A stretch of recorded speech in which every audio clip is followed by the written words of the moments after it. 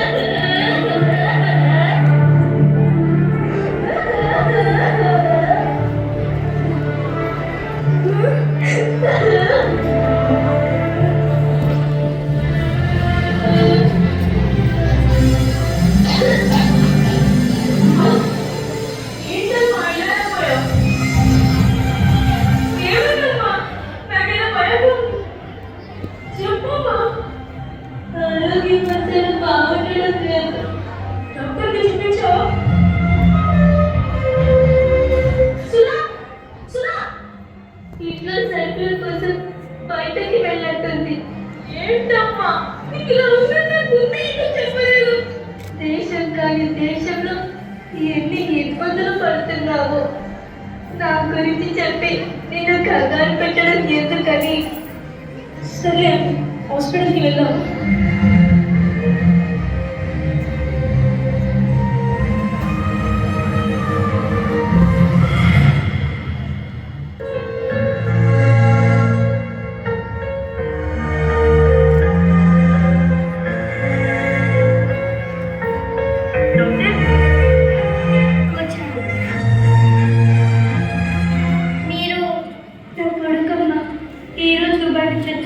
మీ అమ్మగారి కండిషన్ మీకు తెలుసా?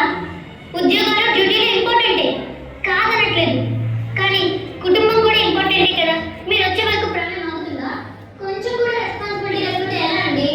సారీ, నిజంగా నాకు తెలియదు డాక్టర్. తెలుసుంటే నెగ్లెక్ట్ చేసేవాళ్ళ. మా అమ్మ అంటే నాకు ప్రాణం డాక్టర్. Okay good. మా అమ్మగారు మీరు కాస్త బయట వెయిట్ చేయండి.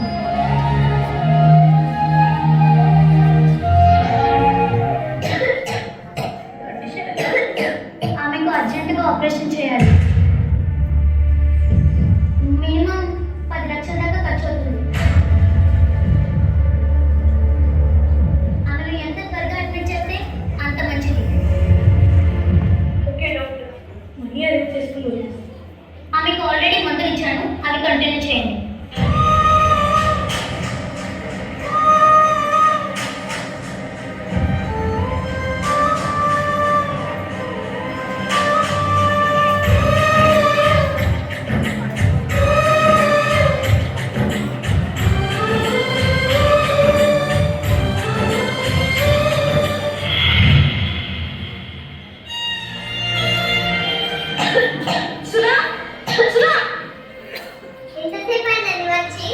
అమ్మకు ఆరోగ్యం బాగాలేదు.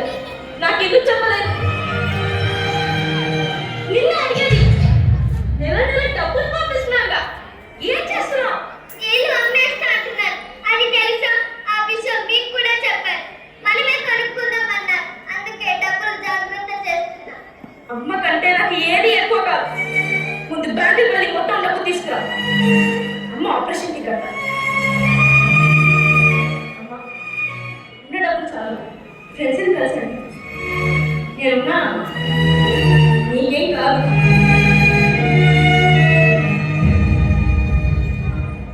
బాధపడకమ్మా. నాకు ఇలా ఆరోగ్యం బాగాలేదో తెలిసేసరికి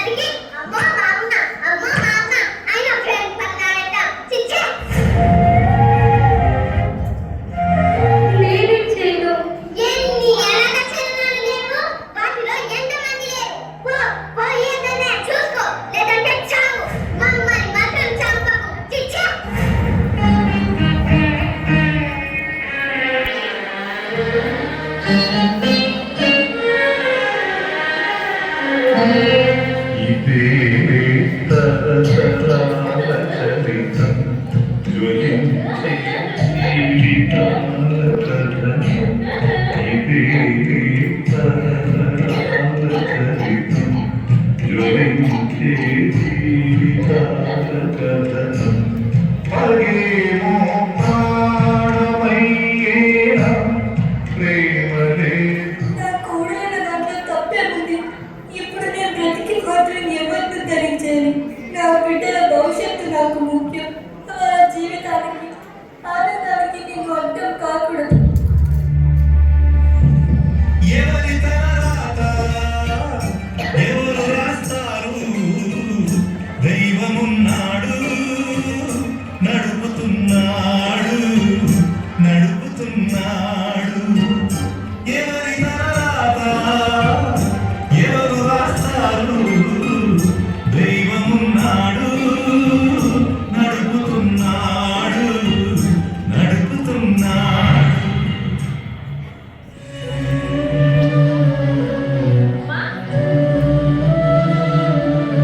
సుధా! సుధా!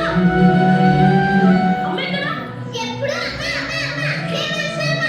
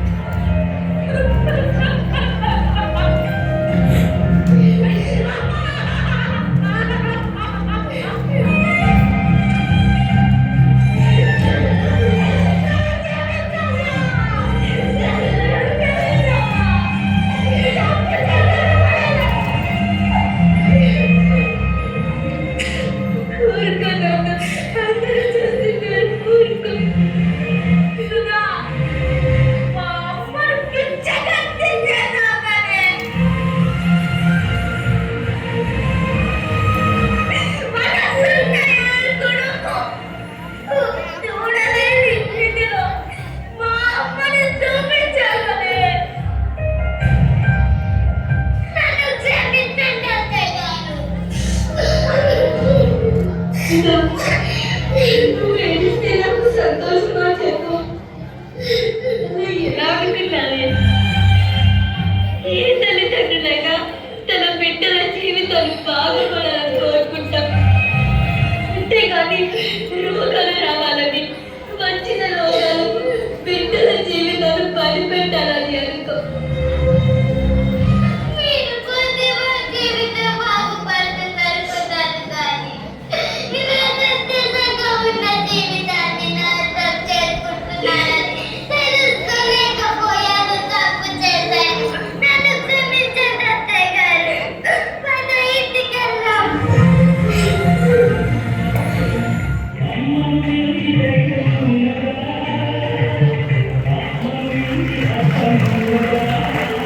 కళ్ళ ముందు బిడ్డకు చందమామను చూపిస్తూ గోరుముద్దలు తినిపించి జోలపాడి నిద్రపుచ్చే తల్లిని చూసిన వాడు ఎవడైనా కన్న తల్లిదండ్రులను నడివీధుల పాలు చేయలేడు. ఎందుకంటే ఆ తల్లిలాగే తన తల్లి కూడా తనని అలాగే పెంచింది అనే ఇంగిత జ్ఞానం గుర్తుంటుంది కాబట్టి. మనం బ్రతికుండగానే మన తల్లిదండ్రులు వీధుల పాలైతే మనం చచ్చిన వాళ్ళతో సమానమే. ఆలోచించండి.